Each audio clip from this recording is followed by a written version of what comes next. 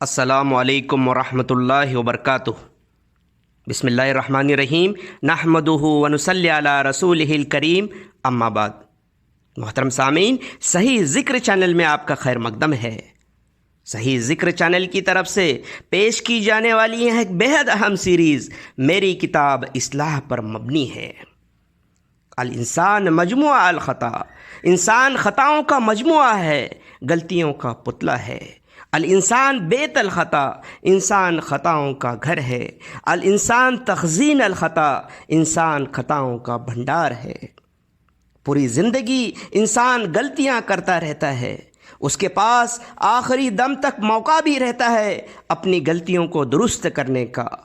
کوئی مومن اپنے غلطیوں کو درست کرنا چاہے تو اس کے لیے اللہ سبحانہ تعالیٰ اور حضرت محمد مصطفیٰ صلی اللہ علیہ وسلم سے بہتر رہنما کون ہو سکتا ہے؟ قرآن مجید اور صحیح حدیث سے بہتر کتاب کون سی ہو سکتی ہے؟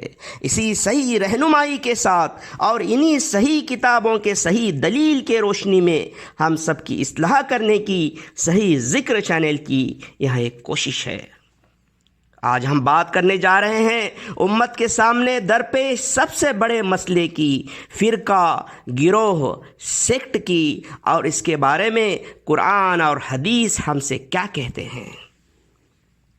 سورہ آل عمران سورہ نمبر 3 آیت نمبر 103 میں ارشاد باری تعالیٰ ہے، وَاعْتَصِمُوا بِحَبْلِ اللَّهِ جَمِيعًا وَلَا تَفَرَّقُوا۔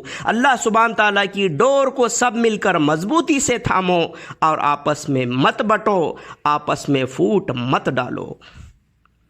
کیا ہے اللہ سبحانہ تعالیٰ کی ڈور؟ وہ ہے ہمارے رب کا کلام، ہمارے خالق کی کتاب قرآن مجید، جو ہمارے آقا تاجدار مدینہ جناب احمد مجتبیٰ محمد مصطفیٰ صلی اللہ علیہ وسلم کے دل پر نازل ہوا، اور صحیح حدیث، کیونکہ آپ صلی اللہ علیہ وسلم کا ہر عمل اللہ سبحانہ تعالیٰ کے حکم کے مطابق تھا۔ آپ صلی اللہ علیہ وسلم کی زندگی مبارک پریکٹیکل قرآن تھی۔ آپ صلی اللہ علیہ وسلم ایک زندہ قرآن، چلتا پھرتا قرآن تھے۔ اسی ڈور کو یعنی قرآن اور صحیح حدیث کو مضبوطی سے پکڑ کر ایک امت بنے رہنے کا، فرقوں میں نہ بٹنے کا حکم ہمارا خالق ہمیں سورہ آل عمران آیت نمبر 103 میں دے رہا ہے۔ کیا ہم یہ حکم مانتے ہیں، اس پر عمل کرتے ہیں؟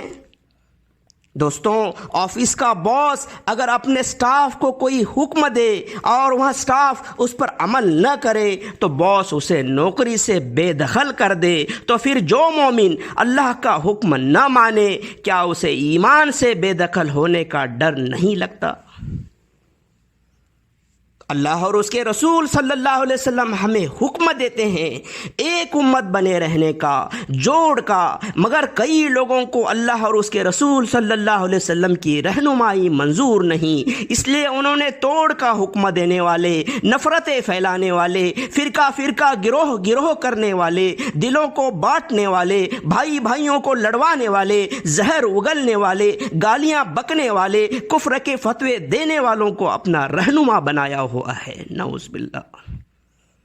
ان رہنماؤں کی تقریریں تو سنو کہ جنہیں سن کر شیطان بھی شرماتا ہوگا۔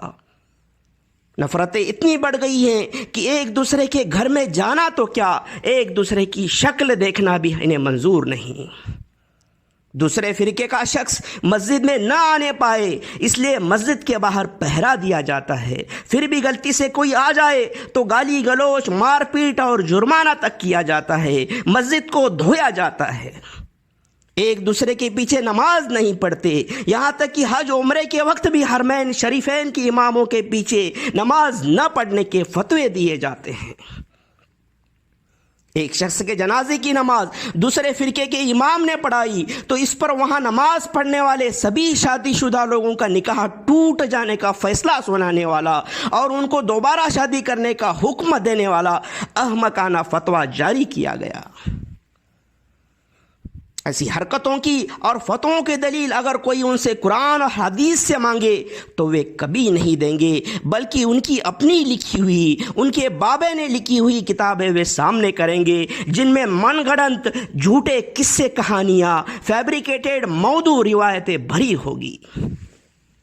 فلاں بابا فلاں کے خواب میں آ کر فلاں چیز بتا گیا، اس طرح کی بے تکی واہیات باتوں کا بھرمار ہوگا۔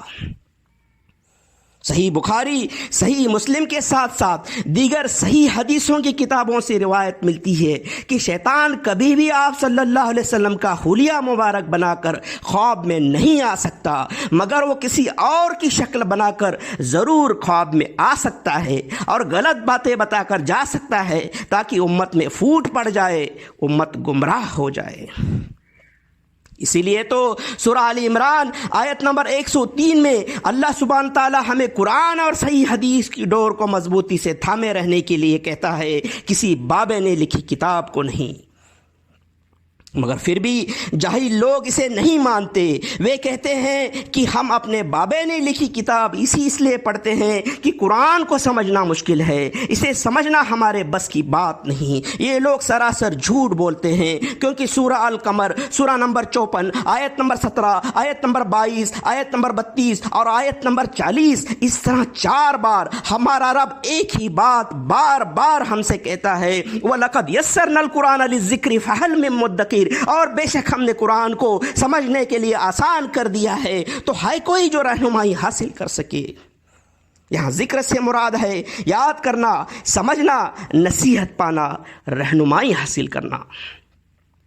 دوستوں، کسی چیز کی طرف دیکھنے میں، اسے سمجھنے میں الگ الگ رائے ہو سکتی ہے، جو صحابہ رضی اللہ عنہم کے زمانے میں بھی تھی، تابعین تبع تابعین رحمۃ اللہ علیہم اجمعین کے دور میں بھی تھی، مگر اس کی وجہ سے وہ کبھی بھی ایک دوسرے پر الزام نہیں لگاتے، کبھی ایک دوسرے کو گالی نہیں دیتے، کبھی ایک دوسرے کو برا بھلا نہیں کہتے، ایک دوسرے سے نفرت نہیں کرتے، بلکہ قرآن اور صحیح حدیث کی روشنی میں اس پر بحث کرتے، اور اس کا مقصد ایک دوسرے کو نیچا دکھانا نہیں، ایک دوسرے کو ذلیل کرنا نہیں، بلکہ سچ کو سمجھنا اور خود کی اصلاح کرنا ہوتا تھا۔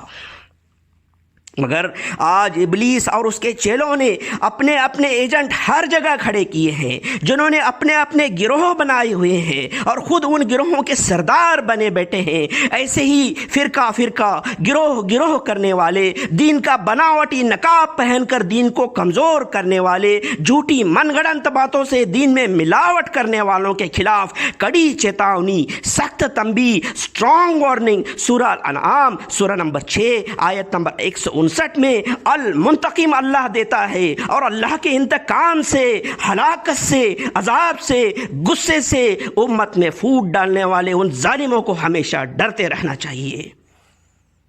ان الذین فرقوا دینہم وکانوا شیعا لست منہم فی شیء، جن لوگوں نے دین کو جدا جدا کر دیا اور گروہ گروہ فرقہ فرقہ بن گئے، ان سے اے محمد صلی اللہ علیہ وسلم آپ کا کوئی تعلق نہیں۔ انما امرہم الی اللہ، ان کا معاملہ اللہ کے حوالے ہے۔ ثم ینبئہم بما کانوا یفعلون، اور وہی انہیں بتائے گا کہ وہ کیا کیا کرتے تھے۔